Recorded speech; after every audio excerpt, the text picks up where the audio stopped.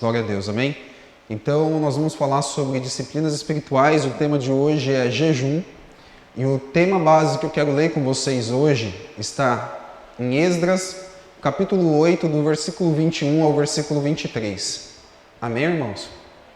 Glória a Deus. Eu espero mesmo que Deus fale com vocês nessa manhã.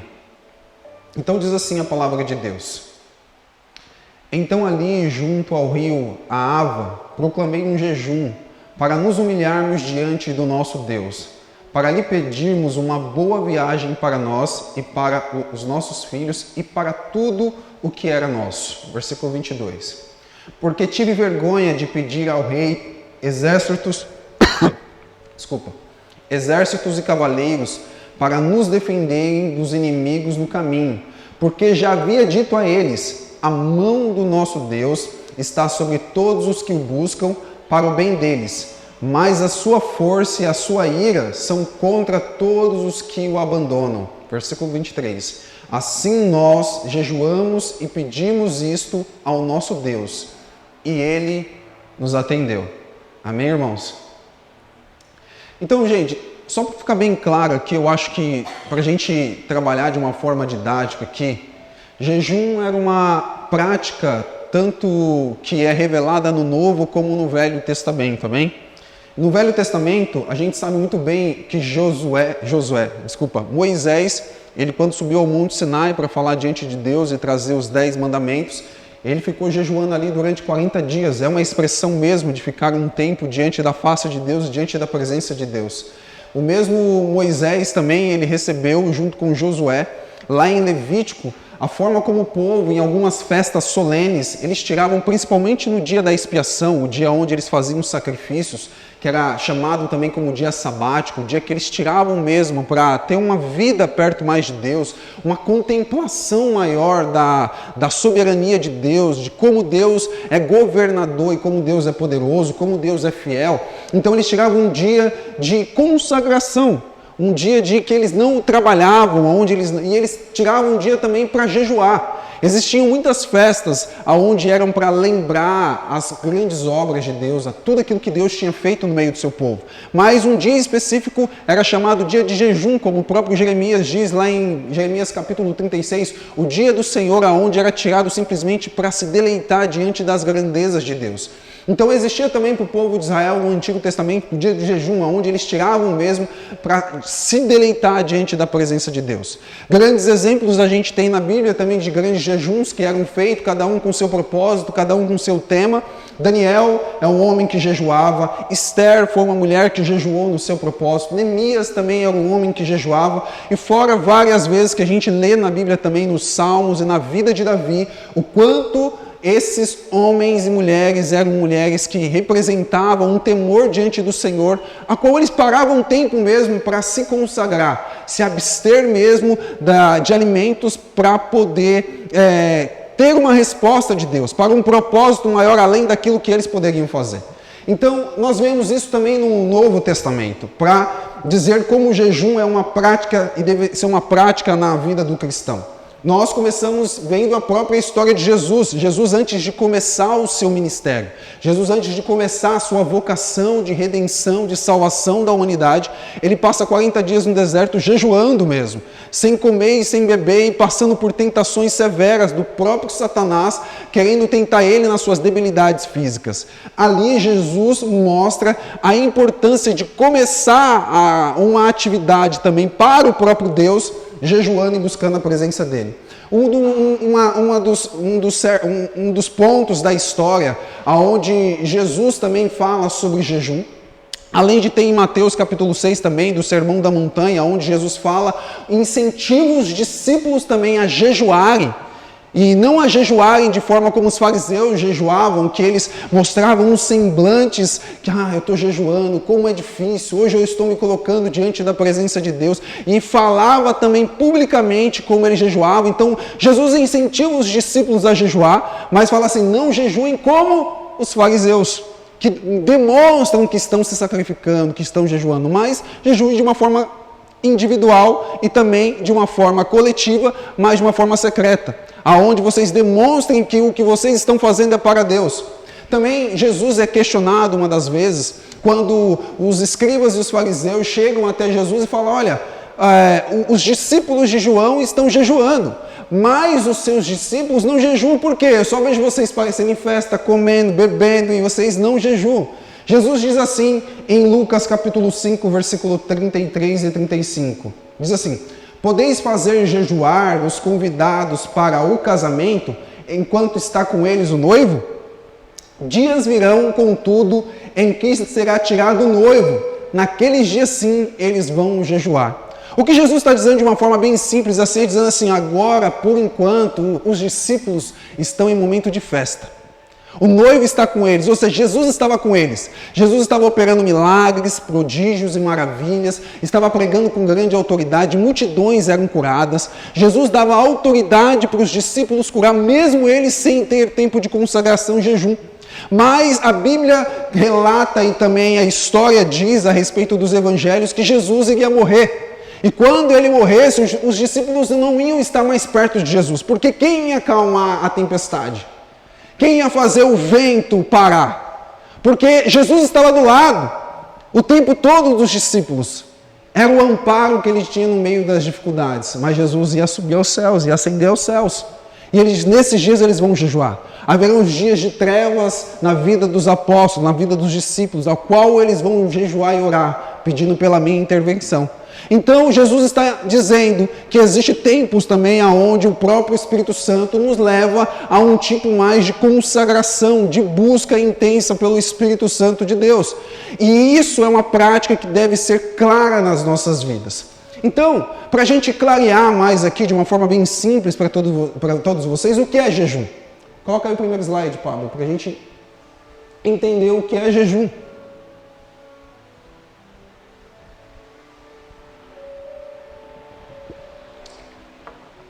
Então, jejum, de uma forma bem clara, jejum é a abstinência total ou parcial de alimentos por um período definido e com propósitos específicos. Amém? Jejum é isso. Não dá para partir mais para outras coisas. A gente vai falar um pouquinho mais sobre isso. Então, jejum é uma abstinência total ou quê? Parcial de alimentos por um período definido e de propósitos específicos. Não dá para dizer, eu tentei estudar isso, mas não dá para dizer, eu não consegui, pelo menos encontrar nos meus estudos, dizer que a prática do jejum nasceu com o povo de Israel.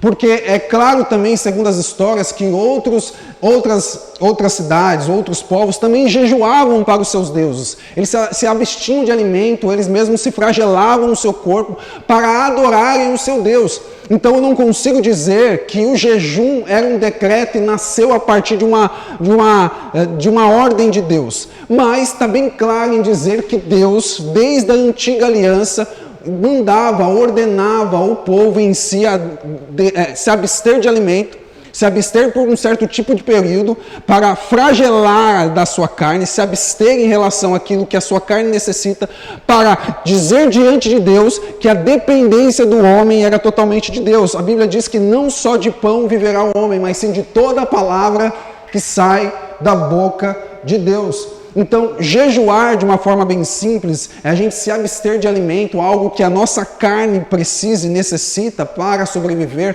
para nós dizermos que não é só isso que nós precisamos para a nossa vida.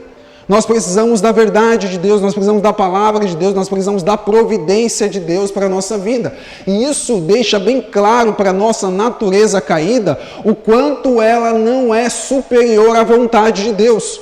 O quanto ela não é superior à nossa vida com Deus. Então, para que nós possamos então entender o que é jejum, além de uma abstinência total e parcial de alimento, não é só simplesmente uma questão física, aonde eu deixo de comer para não alimentar a minha carne, mas a partir de nós entendermos, como nós temos entendido aqui, que o nosso espírito luta contra a nossa carne a partir do momento que nós estamos dizendo diante de Deus que nós não queremos ser governados pela nossa carne, que nós não queremos dar liberdade para a nossa carne, para a nossa natureza caída, dominar o nosso ser. Quando nós jejuamos, quando nós nos consagramos, quando nós damos tempo em relação a buscar as coisas espirituais em relação a Deus, nós estamos fortalecendo o nosso espírito e fraquejando cada vez mais a carne. Por isso que é muito bom jejuar.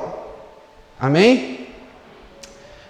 Então eu falei aqui, passa aí, Paulo. Quais são os dois tipos de jejum? Jejum parcial. Normalmente o jejum parcial é praticado em períodos maiores ou quando a pessoa não tem condições de abster totalmente do alimento, por causa do trabalho, remédios, morbidades, ou outros exemplos em si. Então, assim, nem todo mundo consegue, por questões médicas e físicas também, passar muito tempo jejuando em relação a qualquer tipo de alimento. Às vezes tem que tomar remédio, precisa beber água, dependendo do dia. Então, existe o jejum parcial, aonde a gente sabe que totalmente não tem como a gente se abster de todo o alimento. Existe também o jejum total, que é a abstinência de tudo, inclusive água, que eram os jejuns mais praticados na antiga aliança, onde eles gastavam um tempo em relação a não comer o alimento, para gastar tempo em relação às coisas divinas, às coisas espirituais de Deus. Amém? Pode mudar, Pablo, o próximo slide. Então, quanto tempo é a duração de um jejum? Quanto tempo deve durar um jejum? A Bíblia não determina regras deste gênero. Portanto, cada um é livre para escolher quando e como e quando deve jejuar. Amém? Então você tem a liberdade de poder dizer o quanto tempo vai gastar em relação a Deus. É bom a gente pensar, por quê? Porque jejum é nós, literalmente, nós sacrificarmos a nossa vontade para entendermos que a vontade de Deus é superior em relação à nossa vontade. É nós dizermos para Deus, através do jejum, que nós queremos mais dele, que nós temos mais sede dele do que qualquer outra coisa. Então, por isso que aqui na nossa igreja a gente não incentiva aquele jejum que é parcial só de algumas coisas. Eu vou ficar um tempo sem comer chocolate. Tá, mas chocolate pode muito bem ser trocado por outra coisa. Quando você jejua totalmente, sem comer nada, você está literalmente dizendo que nada, nenhum tipo de alimento pode substituir a vontade de você querer mais a Deus. Por mais que eu, como Wellington, gosto muito de chocolate, se eu como arroz, feijão ou outra coisa, e eu estou ali me alimentando, ou como outro tipo de doce, eu não estou totalmente me sacrificando em relação a dizer que qualquer tipo de alimento é maior do que Deus.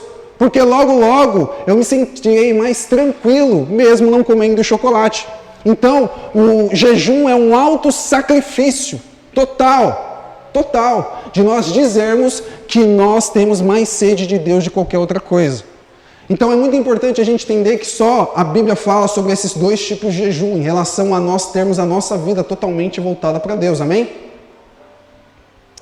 E isso é muito importante, eu quis trazer essa introdução para que a gente possa voltar para o texto e entender o quanto, no contexto da época de Esdras, o jejum era algo que eles faziam de uma forma corriqueira, que eles faziam de uma forma, não diária, mas assim, todos os propósitos basicamente eram feitos através de jejum e oração. Por quê? Porque eles sabiam que desde a antiga aliança, Deus amava que o povo gastasse tempo somente buscando a Ele. Que Deus pudesse olhar para o povo e ver que o povo confiava plenamente na forma como Deus agiria. Então, quando o povo de Israel jejuava, se abstinha do seu próprio alimento e buscava a Deus em oração, Deus amava responder às orações do povo. Deus amava entrar com providência a respeito do que o povo necessitava e precisava, muito mais do que eles imaginavam.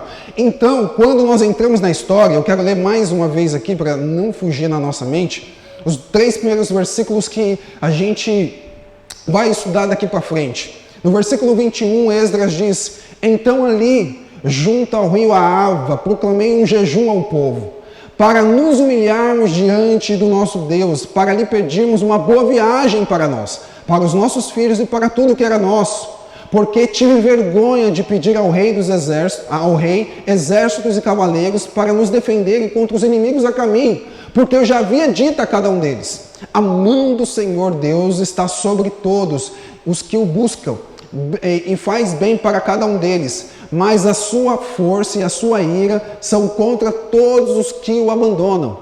Assim nós jejuamos e pedimos isto ao nosso Deus, e Ele nos atendeu. É bom a gente entender a história para que a gente entenda o quanto foi importante Esdras chamar o pessoal a jejuar.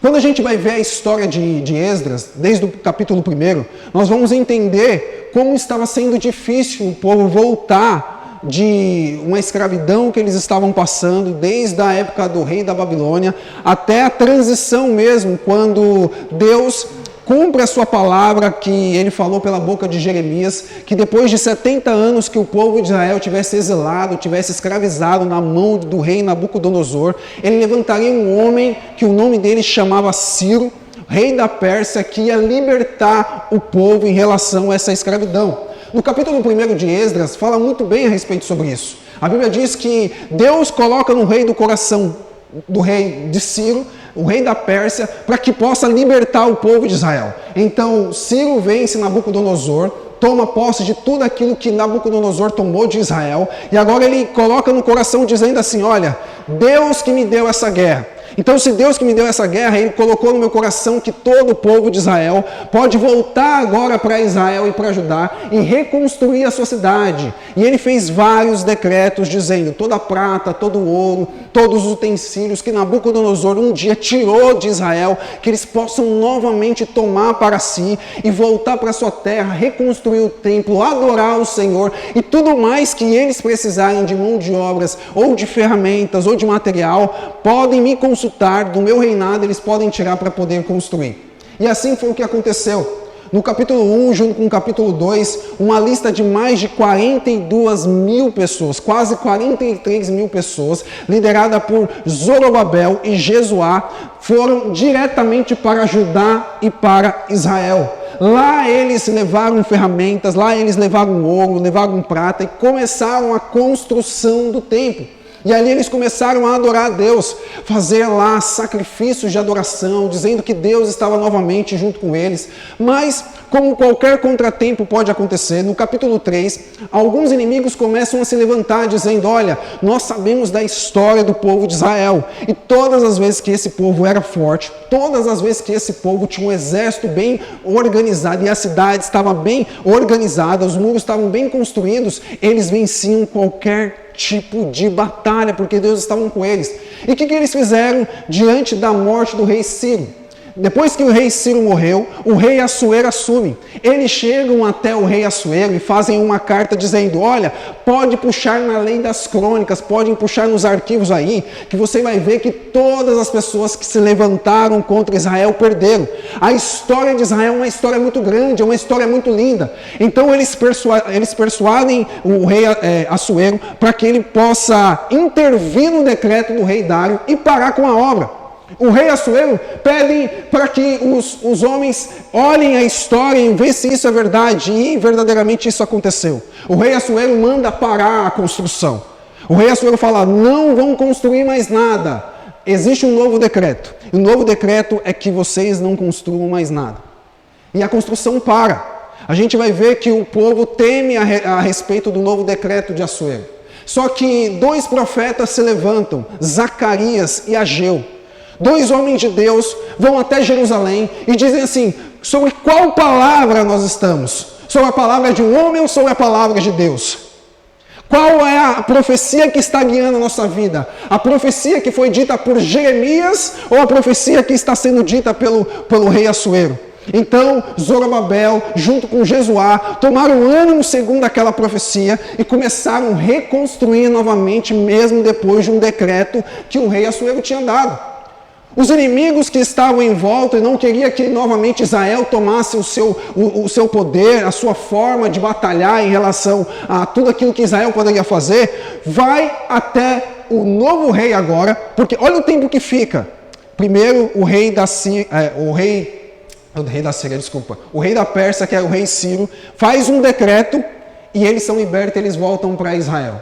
Depois que o rei Ciro morre, o rei Assuero toma posse. E o tempo todo, olha, são quase mais de 60 anos que eles param para não construir mais um templo. 60 anos, eles estagnados sobre um decreto de um homem. Até que Zacarias e Ageu vão lá profetizar. Só que nesse período, o rei Assuero morre. E agora se levanta outro rei da Pérsia, o rei Dário. E o rei Dário agora assume e continua sobre o decreto do rei Assuero. Só que agora, o que eles fazem? Eles começam a reconstruir em cima de uma profecia dada por Ageu e Zacarias. E os inimigos, sabendo novamente, mandam a mesma carta. A mesma carta que eles mandavam para o rei Assuero, eles mandaram agora para o rei Dário. Só que quando o rei Dário pega a carta, ele faz diferente. Ele não ouve simplesmente o que os seus escribas estão dizendo. Ele mesmo, direcionado por Deus, ele vai pegar os decretos que o próprio primeiro rei, que era o rei Ciro, deu. E ele começa a ler e ele vê que o rei Ciro começou a dizer que Deus tinha dado uma palavra sobre a vida dele, que era para ele libertar o povo, que era para ele dar prata, ouro, que era para ele reconstruir os muros através do povo de Israel. E quando ele vê isso, ele manda uma carta para esses governantes que estavam querendo novamente parar a construção, dizendo: nós não vamos parar mais nada. Nós não vamos parar mais nada, porque existe um decreto, e o primeiro decreto é o que vai valer. E agora eu vou colocar um decreto ainda em cima desse. Se eles precisarem de mais alguma coisa, se eles precisarem de mais ferramentas, de mais exército, podem mandar para ele, porque o templo precisa terminar. E é isso que acontece. Olha que interessante isso, gente. Isso aqui já nos traz como exemplo. Eles não temeram aquilo que o rei Assuero disse. Eles foram pela palavra do profeta Zacarias e do profeta Ageu, e eu tenho certeza que através dessa obediência, através de temer aquilo que Deus estava falando através daqueles homens, Deus abriu o coração do rei Dário. E através disso, dessa obediência, deles não temerem se eles iam morrerem ou não, mas eles obedeceram a palavra de Deus, Deus abriu as portas de uma forma que eles nem imaginavam através do rei Dário. Isso é muito importante. E isso tudo acontece num período de 80 anos.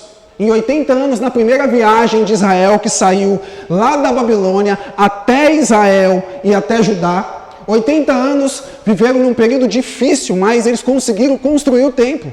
O templo que foi destruído, o templo do Salomão, que era orgulho para Israel, que era uma beleza plena para a adoração de Deus, foi destruído. Eles reconstroem o templo. Ali eles adoram, ali eles louvam a Deus. Só que é interessante que agora a Bíblia vai falar sobre Esdras. Quem era Esdras? Esdras era um escriba, um escrivão, o homem que ditava, que interpretava a lei de Deus. Ele também era considerado como um sacerdote, porque ele vinha da linhagem da tribo de Levi. E a Bíblia diz algo muito interessante no capítulo 7, versículo 10, que diz que Esdras pôs no seu coração um propósito de buscar, de se aprofundar nas leis de Deus e cumpri-la. E ainda muito mais, ele pôs no seu coração de ensinar o povo de Israel a andar na lei de Deus. Olha como isso é interessante, irmãos. Porque agora o rei Dário, ele libera o povo novamente para reconstruir. E quando Esdras, no capítulo 7, no versículo 10, diz que ele pôs no coração dele a não simplesmente se aprofundar na lei de Deus, mas ensinar o povo. Olha só o que acontece depois em diante. Deus abre o coração do rei Dário, dizendo: envia o meu filho Esdras. Envia o meu filho Esdras para que ele possa averiguar lá em Israel e em Judá se todo o povo está cumprindo a lei de Deus. Então agora nós vamos para outra viagem, que é a viagem que nós entramos no capítulo 8, que nós lemos aqui. Deus coloca no coração do rei Dário, dizendo: agora envia meu filho Esdras. Envia porque a missão dele não é reconstruir alguma coisa tangível, mas é reconstruir a lei de Deus no coração do povo. Então a missão de Esdras, diferente da missão de Neemias, diferente da missão de Zorobabel e Josuá, era simplesmente ensinar a lei de Deus ao coração do povo de Israel. Averiguar se eles estavam cumprindo, averiguar se eles estavam obedecendo. Foi essas as palavras do rei Dário ao coração de Esdras. Por quê? Porque, em primeiro lugar, ele queria muito ensinar. Eu tenho falado disso há um pouco tempo aqui com vocês. Muitas das vezes, Deus libera algo ao nosso coração, irmãos. Deus coloca algo profundamente que Ele nos impele a cumprir, a fazer. E nós devemos agir com passos de fé em relação a isso.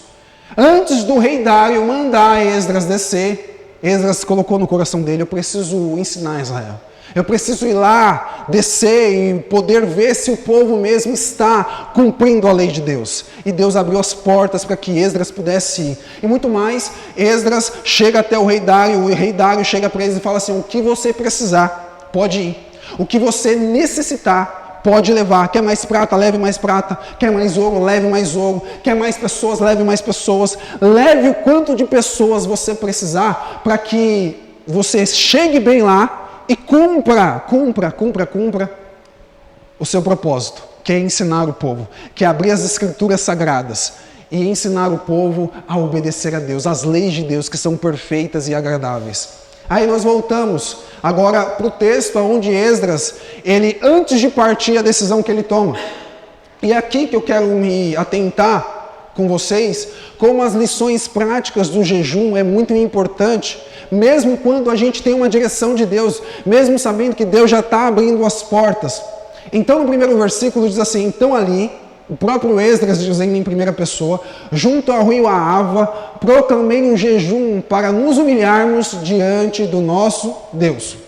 Primeiro ponto que o jejum nos ensina, isso é claro, tá aí Pablo, coloca aí pra gente, isso é muito importante. Primeiro ponto, dependência de Deus. Dependência de Deus. Esdras já estava vendo a mão de Deus. Esse é o ponto que eu li com vocês, tá? Pode passar. Isso aí. Primeiro ponto, dependência de Deus. Mesmo Esdras sabendo que Deus já estava preparando tudo, mesmo Esdras sabendo que Deus já estava organizando tudo para que ele pudesse ir tranquilo, ele mesmo assim faz um jejum. E ele proclama, e a primeira coisa que ele proclama o jejum é para se humilhar diante de Deus. Gente, se tem uma coisa que nós temos mais ouvidos desse século, é que nós podemos chegar onde nós queremos.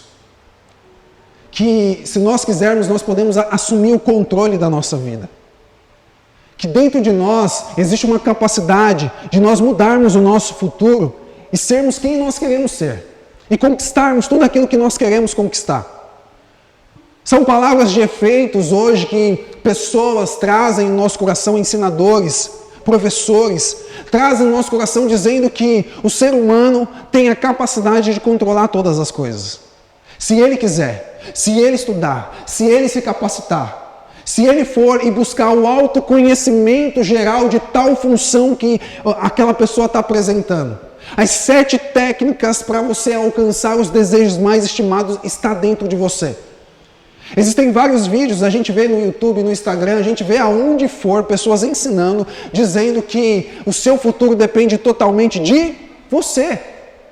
Você. E isso humilha a nossa vida quando nós encontramos o que o Evangelho nos ensina. Isso humilha quando nós entendemos o quanto nós olhamos para nós mesmos. Porque Esdras, antes de descer, Esdras poderia muito bem dizer, eu sou capacitado para ensinar. Eu estudei hebraico, eu estudei grego, eu estou aqui apresentando uma sistemática, eu vou lá na minha própria capacidade. Não. Antes de ele descer, mesmo sabendo que ele tinha ouro, mesmo sabendo que ele tinha prata, mesmo sabendo que ele poderia ter mais recursos humanos para poder fazer um bom trabalho para a glória de Deus, ele, antes de descer, ele para no rio Ahava e proclama um jejum. E a proclamação do jejum, em primeiro lugar, ele diz que é para se humilhar diante de Deus. E pensa numa humilhação, é quando o Evangelho diz que você não pode. Pensa numa humilhação, é quando o Evangelho diz que você não tem o controle de tudo.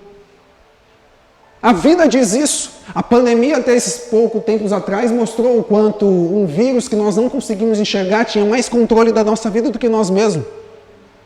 Quanto muitas coisas já bagunçou na nossa vida que a gente não sabia nem como resolver. Às vezes, na minha própria oração, eu falo para Deus com sinceridade, Deus, eu não sei que decisão tomar. Eu estou perdido nisso aqui. Me dê sabedoria. Então o Evangelho nos humilha de tal forma para nos mostrar que nós não temos o controle de tudo. Nós queríamos ter. É por isso que muitas das vezes nós somos ansiosos, porque a gente queria ter o controle de tudo. Ter o controle do sentimento de alguém, ter o controle da vida de alguém, ter o controle da nossa vida, do nosso sentimento, ter o controle da mão do meu chefe, do pensamento do meu... Nós queríamos ter o controle de tudo, mas nós não temos o controle de nada. Porque nem de nós mesmos a gente muitas das vezes tem controle. Aí a gente vê aquelas pessoas falando, você pode ter o controle. E o que a gente faz muitas das vezes? A gente quer assumir o controle da nossa vida, né? A gente quer agir com aquilo que a gente acha que é mais agradável. E a gente não consulta Deus. A gente não para ver o que Deus pode fazer ao nosso respeito. Então, Esdras nos ensina, em primeiro lugar, que jejuar é nós nos humilharmos diante da presença de Deus. É depender totalmente de quem Deus é. Jejuar é reconhecer que não podemos, que não temos o controle. Isso nos humilha. Jejuar é reconhecer quem pode e quem tem o controle de todas as coisas. Isso é muito importante, gente, para nós entendermos o quanto nós precisamos entender que a vida com Deus depende da nossa total dependência de quem Deus é.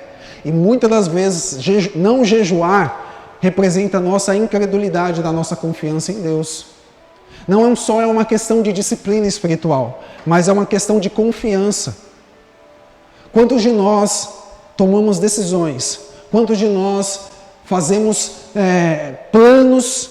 Quantos de nós organizamos o nosso ano sem antes nos prostrarmos diante da presença de Deus? Sem antes colocar a mesa em oração, em jejum, dizendo: Deus, esse é o propósito, mas eu quero me humilhar diante da Tua presença. Eu quero me submeter àquilo que o Senhor pode fazer. Eu quero me submeter àquilo que o Senhor é. Eu quero me submeter à Sua vontade e não à vontade de mais ninguém. Então, jejuar é reconhecer quem pode e quem está no controle. Segundo propósito, coloca aí, Paulo. Propósito. Precisamos ter propósito muito bem estabelecido porque jejuamos. Por isso o jejum tem que ser regado com oração e leitura bíblica. O jejum ele nunca anda sozinho, porque o jejum tem propósito. Olha só que interessante, eu quero continuar no versículo 21. Depois que Esdras diz que o principal motivo deles jejuarem era se humilhar diante da presença de Deus, ele diz que o propósito, qual era o propósito? O propósito era o quê? Para que nós pudéssemos pedir o que a Deus? Uma boa viagem. Eles se humilharam diante da presença de Deus. E agora eles pediram, qual era o propósito do jejum? Que Deus desse eles uma boa viagem para os filhos deles e para tudo o que era deles. Então eles queriam que Deus colocasse a mão sobre a vida deles. Deus guardasse eles, protegesse eles. Então o propósito do jejum, em segundo lugar, era simplesmente que Deus guardasse o caminho deles. O jejum tem que ter propósito. Nós não fazemos jejum por nada. Nós colocamos diante de Deus a nossa necessidade. Deus, eu estou jejuando por causa disso. Eu estou orando porque Deus me deu uma resposta a respeito sobre isso. E é interessante que ele ora não simplesmente para uma boa viagem, mas para que Deus guarde os filhos, e não só os filhos, mas tudo que era deles. Ele orou, jejuou pelos gados, pelas ovelhas, pelos mantimentos, pela tenda, porque, gente, eram mais de 800 mil quilômetros. Quantos meses eles iam andar a pé? Quantos meses eles iam andar a pé, se não anos, até chegar em Jerusalém? Deus precisava guardar esse povo ou não? Um povo que não tinha muralhas, que os inimigos poderiam muito bem atacar, eles tinham que jejuar. Eles tinham que guardar. Irmãos, quantos de nós não sabemos o que vai nos acontecer esse ano? Quantos de nós não sabemos as controvérsias que vão acontecer nessa sociedade? Nós precisamos nos colocar diante da presença de Deus. Nós precisamos pedir para Deus guardar os nossos. Nós precisamos pedir para Deus guardar tudo aquilo que Ele colocou nas nossas mãos. Esdras jejuou por tudo aquilo que pertencia a eles. Ouro, prata, tudo aquilo que ia descer junto com eles. Esdras estava jejuando, pedindo para que Deus guarde tudo isso aqui. Porque existe um propósito maior para isso aqui. Então que o Senhor vá comigo. Nós precisamos, através dessa palavra, ser incentivado pela vida de Esdras a nós gastarmos a nossa vida em oração e em jejum pelos nossos. Para que Deus guarde o nosso caminho. Quando eu falo caminho, não é uma questão geográfica, de um lugar para o outro, mas o nosso caminho, para que Deus endireite o nosso coração. Para que Deus faça milagres a respeito daquilo que nós acreditamos que só Ele pode fazer. Esdras nos incentiva a colocar tudo, não só metade, não só um problema, mas tudo nas mãos de Deus. É Deus quem guarda, é Deus quem pode, é Deus quem tem o controle de tudo, é Deus quem vai fazer. Oração e jejum em si mesmo não tem poder, mas oração e jejum move a mão de Deus que tem todo o poder. Nós precisamos entender que nós nos humilhamos diante de Deus e mostramos para todos o quanto só Deus tem controle de qualquer situação da nossa vida. Meus irmãos, quantos de nós já podemos dizer o quanto Deus já nos guardou? O quanto Deus já fez coisas que talvez a gente nem orou por isso. Imagine só se nós orarmos e jejuarmos. Imagine só se nós nos debruçarmos diante da presença de Deus e entregar em propósito firme aquilo que Deus pode fazer. Então, qual era o propósito disso? Repito mais uma vez. Que Deus nos dê uma boa viagem. Que Deus guarde os nossos filhos e tudo aquilo que a gente está levando.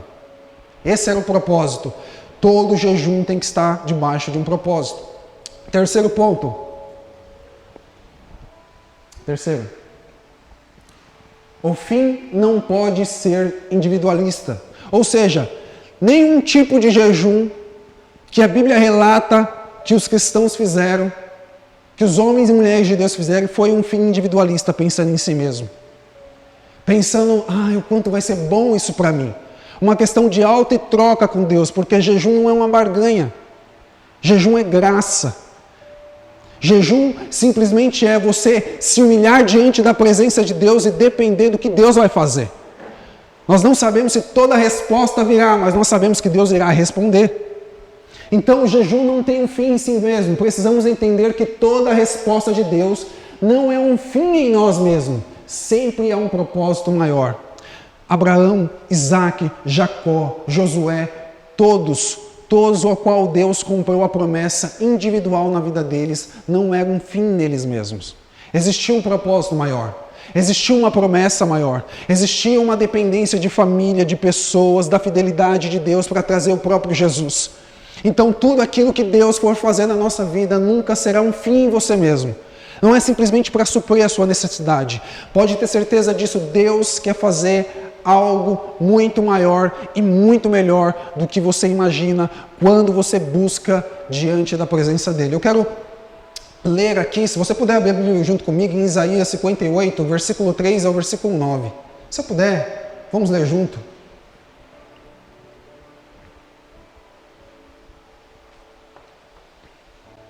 Glória a Deus. Isaías 58, do versículo 3 do versículo 9. A gente já está acabando já, gente.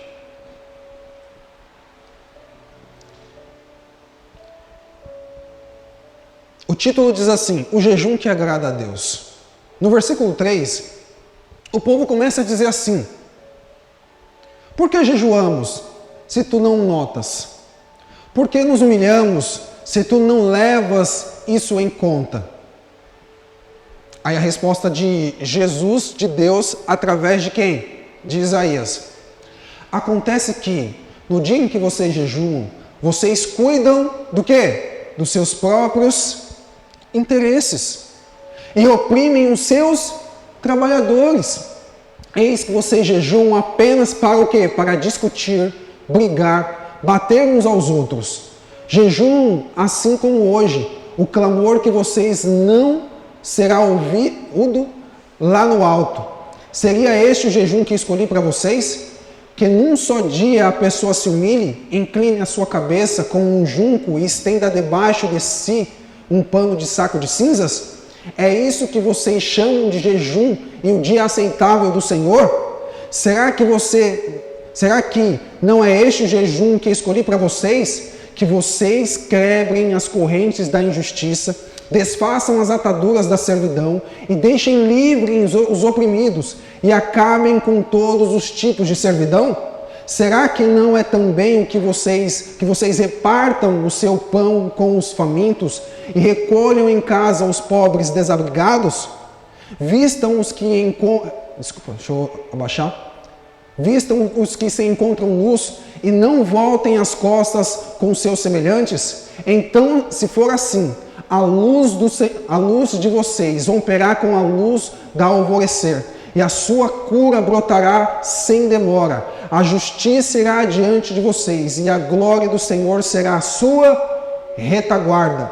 Então vocês pedirão ajuda, e o Senhor responderá. gritarão por socorro, e ele dirá: eis-me aqui. Se tirarem do meio de vocês todo tipo de servidão, e o dedo de ameaça e a língua ofensiva. Então, para resumir aqui, o povo jejuava no tempo de Isaías. O povo gastava tempo em buscar a Deus, como o próprio Deus diz. Mas era simplesmente um ato religioso. Era um ato para conseguir as vantagens que iriam ter de uma forma individual. Por quê? Porque na vida deles em si, eles não obedeciam à verdade de Deus. Porque eles jejuavam para discutir um com os outros. Quem jejuava mais? Quem buscava mais a Deus? Quem era mais espiritual? E ainda assim, o estilo de vida deles era um estilo de vida totalmente diferente do que Deus estava mandando. Era uma vida de opressão. Aqueles que tinham mais dinheiro oprimiam os seus servos. Eles viviam sem pensar no próximo, eles eram individualistas, eles não repartiam o pão, eles não dividiam e compartilhavam aquilo que eles tinham. Então eles gastavam um tempo jejuando, orando a Deus, mas vivendo uma vida totalmente individualista, sem entender que a busca desenfreada por Deus, uma busca intensa pela presença de Deus e pela resposta de Deus, sempre é algo maior do que nós mesmos. Deus não estava respondendo o povo porque não era simplesmente uma questão individual. Deus nunca vai pensar, meu irmão e minha irmã, algo que Ele vai fazer por você que abençoe simplesmente você. Deus nunca vai fazer algo simplesmente para que você seja o único beneficiador daquilo que Deus está fazendo. Sempre Deus nos abençoar, para que a gente possa ser um rio de águas vivas, para que flua algo dentro de nós que abençoe a vida de outras pessoas também. Então, quando Esdras jejua, ele jejua não pedindo, ai Deus, guarde o líder. Não, ele jejua pela sua família, ele jejua pelo seu povo. Ele jejua pedindo para que Deus guarde, porque ele sabia para qual era o bem da prata, qual era o bem do ouro, qual era o bem da família, qual era o bem da vida dele. Porque o propósito maior é o quê? Descer e pregar a lei de Deus. Descer e cumprir a verdade que Deus estava estabelecendo no coração dele. Então, o maior propósito, ao final das contas, em relação ao jejum dele, é para que se cumprisse qual era o verdadeiro propósito de Deus no meio deles. Quarto ponto final. Ser direcionado por Deus. Isso é muito importante também, porque olha o texto, como termina o texto, gente. Parece meio irônico, mas é algo importante. Se você quiser acompanhar, no versículo 22, ele diz de novo, porque eles jejuaram. Ele primeiro disse que jejuou para se humilhar diante de Deus, porque eles precisavam mesmo reconhecer que eles eram totalmente dependentes de Deus. Depois eles jejuaram, por quê? Porque ele pediu para Deus guardar o caminho, guardar tudo aquilo que pertencia a eles. Mas olha que interessante, ele diz ainda mais por que ele jejuou. Ele diz assim, por que nós jejuamos? Porque eu tive vergonha. Vergonha de pedir ao rei, que já tinha liberado tudo, pedir ao rei cavaleiros para nos defenderem dos inimigos a caminho. Por quê? Por quê? Porque ele já tinha pregado ao coração do rei da Pérsia e do povo que estava lá. O que ele pregou? Eu grifei isso aqui, gente, é muito lindo isso aqui. A mão do Senhor, Deus, está sobre todos os que o buscam para o bem deles. Mas a sua força e a sua ira são contra todos os que o abandonam. Olha que interessante. Ele jejuou porque ele teve vergonha. Ele jejuou porque ele não queria ir contra a palavra do que ele já estava dizendo para o rei da Síria. O rei persa. Ele estava dizendo, eu creio no meu Deus.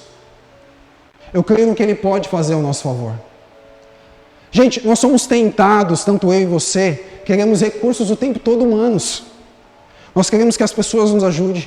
Nós queremos que algo aconteça através daquilo que a gente pode fazer. E Deus usa pessoas, assim como Deus usou o rei Dário. As portas foram abertas através do rei Dário. Mas existe algo muito maior que nós precisamos crer, que é na própria intervenção de Deus. Então, ele preferiu jejuar. Ele poderia muito bem chegar ao rei Dário e falar assim, olha, eu estou precisando de gente agora, um grande exército, porque o nosso povo que está indo não é um povo que luta, não é um povo que batalha. Então, manda aí uns 300, 400 homens comigo, porque nós vamos precisar, porque talvez nós vamos enfrentar inimigos. Mas ele disse que sentiu vergonha. Porque muito mais do que uma ajuda auxiliar humana, é a fé que ele determina em relação àquilo que ele fala diante da presença dos homens. Isso é muito importante porque quantos de nós falamos que nós confiamos em Deus? Que nós acreditamos que Deus pode fazer muito mais. Nós dizemos para as pessoas, confie em Deus, tenha fé em Deus, ame a Deus, calma, Ele vai resolver. Mas quando é os nossos problemas, quando é as nossas aflições, o que a gente faz? Ai, meu Deus do céu, eu vou lá falar com o meu chefe hoje para ele resolver minha questão salarial. Eu vou lá conversar com não sei quem porque tem que resolver isso. A gente quer assumir o controle. A gente quer que a pessoa veja a nossa necessidade. O pastor não me viu hoje, sei lá o quê. Ai, fulano de tal não me dá o valor que eu preciso. A gente quer sempre uma resposta de alguém que é limitado em relação a isso. É interessante que, eu quero contar só um exemplo aqui, que eu estava pensando sobre isso. Essa semana foi uma semana muito difícil para mim. Por quê? Porque desde o ano passado, quando eu mudei de empresa, eu sou responsável na questão de organizar uma nova indústria, que é voltada para o setor de marcenaria. E lá, quando eu entrei nessa nova empresa, nós tínhamos 3 funcionários que eram registrados. E lá, quanto mais serviço foi aparecendo, mais a gente foi contratando pessoas.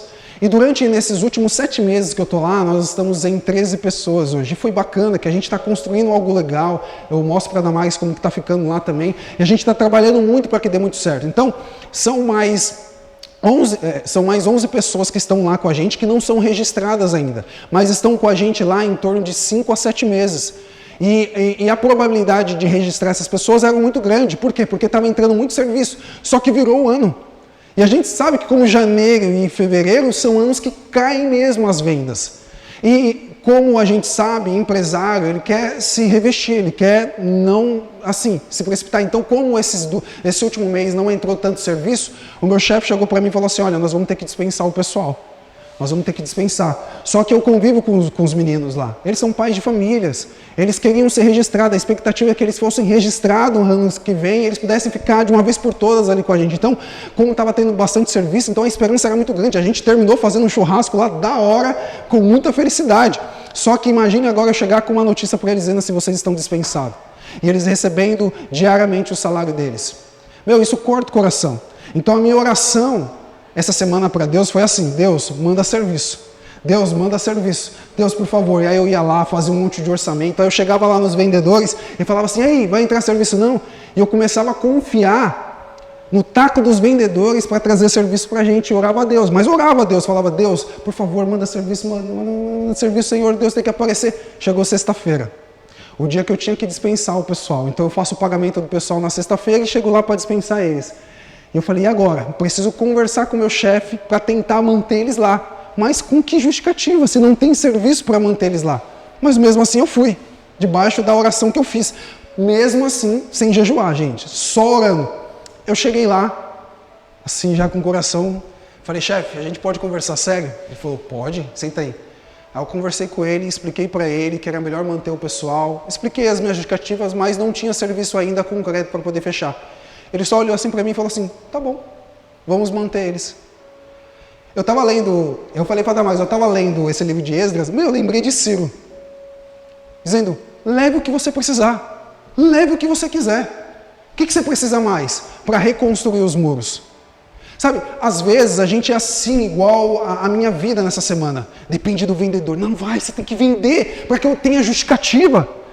Precisa ter algum pedido para... Não, a gente precisa confiar plenamente em quem Deus é. A gente precisa descansar plenamente no que Deus pode fazer. Deus estava me ensinando, dizendo, eu não preciso de nada para dizer o que vai acontecer. Eu não preciso de ferramenta, eu não preciso de pessoas. Se eu disser que vai acontecer, vai acontecer. Assim como ele abriu o coração de Ciro, assim como ele abriu o coração de Dário, ele pode abrir o coração de qualquer pessoa se nós colocarmos tudo diante da presença dele. Se nós orarmos, se nós jejuarmos, se nós pedirmos a direção de Deus, Ele direcionará a nossa vida para que nós possamos confiar plenamente nele. Então a pergunta é, qual é a forma que nós mostramos às pessoas o cuidado de Deus? Como é que nós mostramos isso? Será que é com a nossa impaciência? Será que é com o nosso temperamento difícil?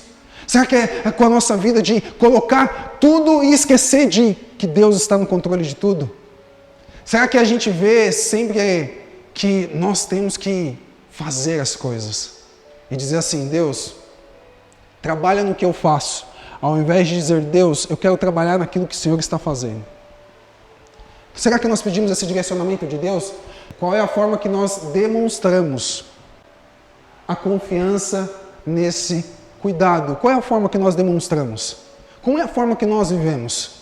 Esdras já tinha tudo para descer, ferramenta, já tinha ouro, dinheiro, prata, ele podia chamar um exército, mas ele preferiu ver como Deus ia providenciar todas as coisas. Nós precisamos aprender a confiar em Deus e a descansar em que Deus irá fazer de melhor. No versículo 23 termina dizendo assim: assim nós jejuamos e pedimos isso ao nosso Deus, e Ele nos atendeu. No versículo 31 e 32 diz assim: partimos do rio Ahava, depois de termos jejuado.